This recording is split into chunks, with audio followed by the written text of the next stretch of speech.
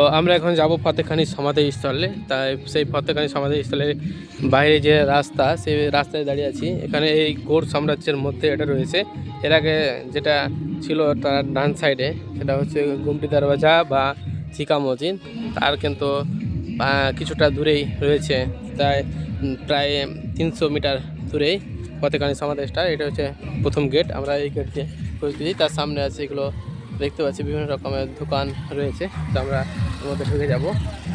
তো যাই হোক, এই দরজা দিয়ে আমরা ঢুকে গেলাম। এখানে লেখা আছে, শিডিউল আছে। এখানে অনেকে কেউ ঘুরতে আসছে দেখতে পাচ্ছি। এখানে একটা শিডিউল রয়েছে, এই যে কদম রসুল মসজিদ।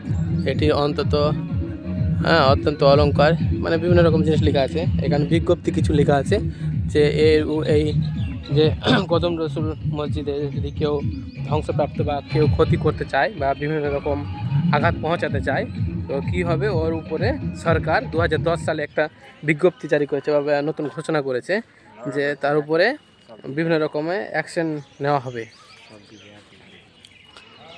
তো যাই হোক, তো এখানে যা ছিল, তো তার উপরে অ্যাকশন নেওয়া হবে যে 2 বছরের কারাদণ্ড বা তার সাথে সাথে 2 লক্ষ টাকা জরিমানা করা হবে। এখানে দেখতে পাচ্ছি সেই কদম রসুল মসজিদ। আমরা এর ভেতরে ঢুকবো।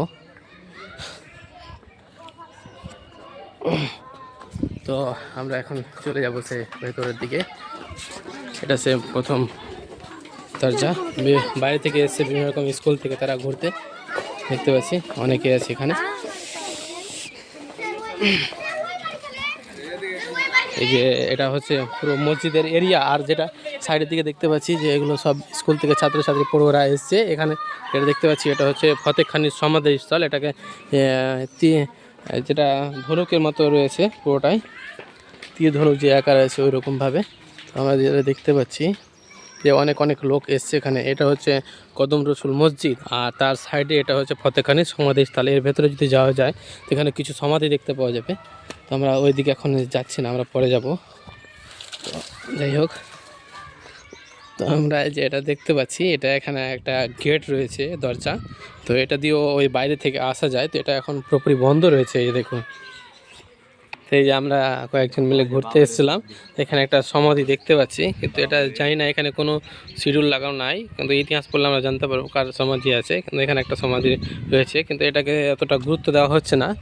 তা এর ভেতরে যেটা ভেতরে রয়েছে, এটাকে কিন্তু পুরোপুরি গুরুত্ব দেওয়া আছে বা পুরোটাকে ঘেরা রয়েছে, আমরা দেখতে পাচ্ছি। আমরা চলে যাব সামনের দিকে এখন। তো এখানে একটা শিডিউল দেখতে পাচ্ছি যে ফতেখানের সমাধিস্থল লিখে আছে।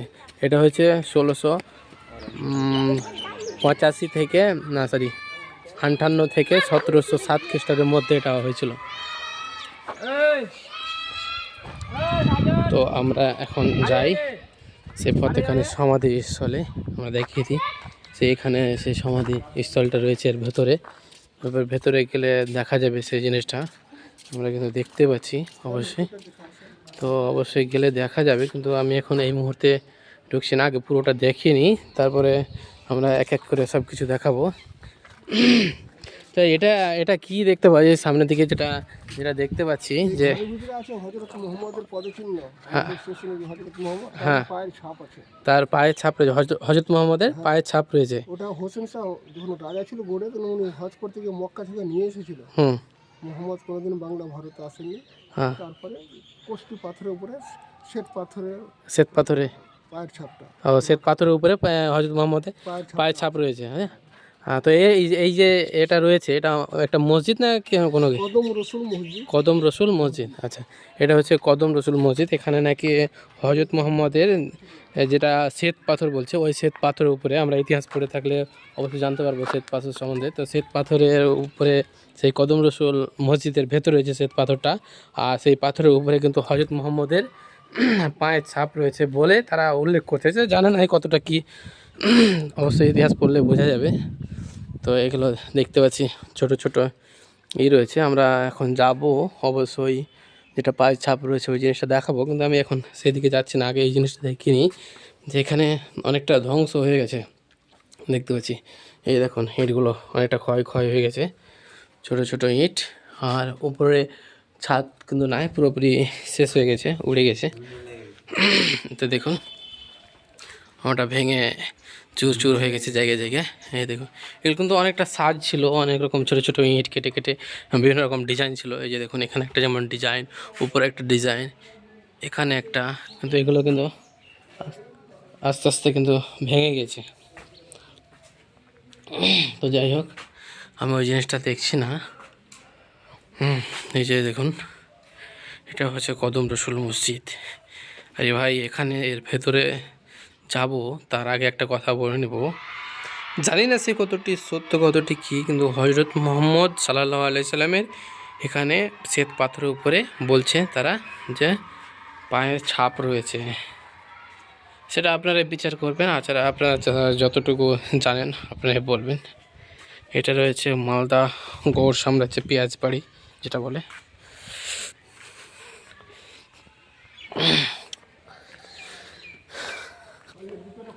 তো আমরা এখন যাচ্ছি সামনের দিকে। এটা হচ্ছে সেই কদম রসুল মসজিদ, আর এর ভেতরে হজরত মোহাম্মদ সাল্লাল্লাহু আলাইহি সাল্লামের যেটা শ্বেত পাথর, সেই শ্বেত পাথরের উপরে পায়ের ছাপ রয়েছে শুনেছি। তো আমরা সেই জিনিসটা দেখব। তো দেখা যাক, আমরা ভেতরের দিকে যাচ্ছি। এই সেই ভেতরে একটা ব্যালকনি, এই যে ব্যালকনি বারান্দা, তার ভেতরে যেটা রয়েছে ইনি বলবেন ওই সম্বন্ধে।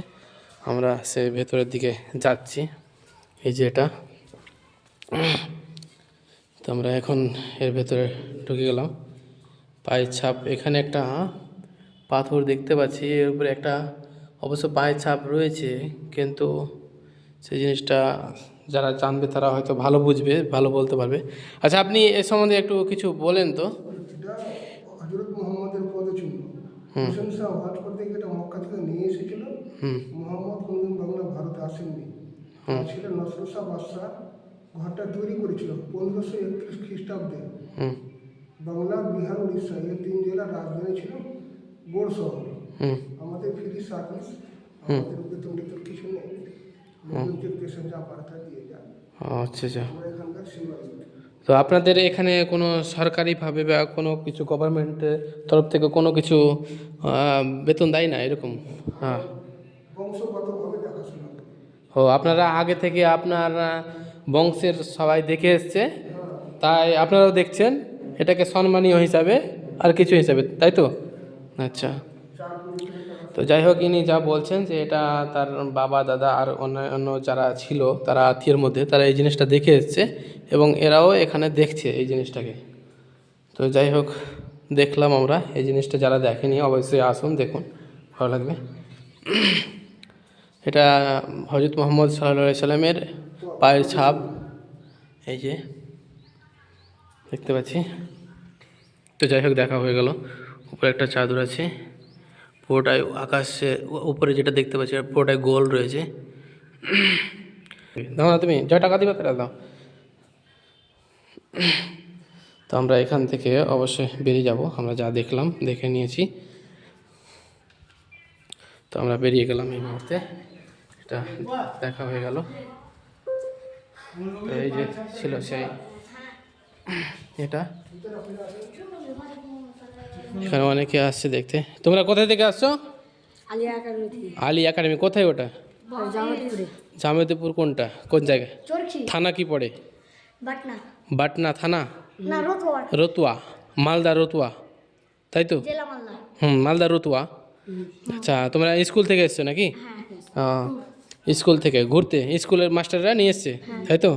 তো তোমরা দুজন যে, আর কোথায় সব? কোন দিকে গেছে? ও মানে ওদিকে ঘোরাঘুরি গেছে, তোমরা দুজন আসলে? আচ্ছা তো এখানে কি দেখতে আসলে, এখানে কি দেখবে? হজরত মোহাম্মদ সাল্লাল্লাহু আলাইহি সাল্লামের পায়ে ছাপ দেবে, তাই তো? আচ্ছা যাও। তো এরাও আসলো দেখতে, আমরা যা দেখলাম তার থেকে আমরা একটু সাইডের দিকটা দেখিয়ে দিচ্ছি বেলকনিটা। এই যে এখানে জেনারেটার সিস্টেম রয়েছে, লাইন টাইন না থাকলে এটাই কিন্তু জেনারেটার দিয়ে চালানো হবে। এই যে জেনারেটার পুরনো হয়ে গেছে অলরেডি। এই দেখুন বেলকনিটা, আমরা যেটা ছিলাম তো বাইরের দিকে ছিলাম। এই যে তো আমরা ওখান থেকে অবশ্যই চলে যাব।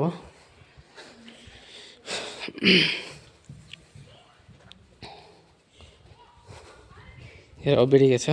আপনারা চলে যায়। এখানে জুতো রেখে ঢুকতে হবে, এখানে জুতো নিয়ে যাওয়া যাবে না একেবারে, কারণ যেহেতু ধর্মীয় জায়গা, ধর্মীয় জায়গাতে যে কোনো জায়গাতে গেলে সেখানে জুতো অ্যাকচুয়ালি রেখে যাওয়া ভালো। তো এটা ছিল সেই কদম রসুল মসজিদ। এই কদম রসুল মসজিদে থেকে আমরা বেরিয়ে গেলাম, দেখলাম তো বিভিন্ন জন বিভিন্ন রকম করে, অনেক অনেক জায়গাতে ভণ্ডামি আর কিছু, কিন্তু জানি না সেই জিনিসটা কী আছে। আপনারা যারা জানেন এই সম্বন্ধে অবশ্যই, যারা অভিজ্ঞ তারা অবশ্যই বলবে। ঠিক আছে, আমরা এখন এখান থেকে বেরিয়ে গেলাম। এখানে একটা রয়েছে, তো এখানে গেলে অবশ্যই দেখতে পাওয়া যাবে।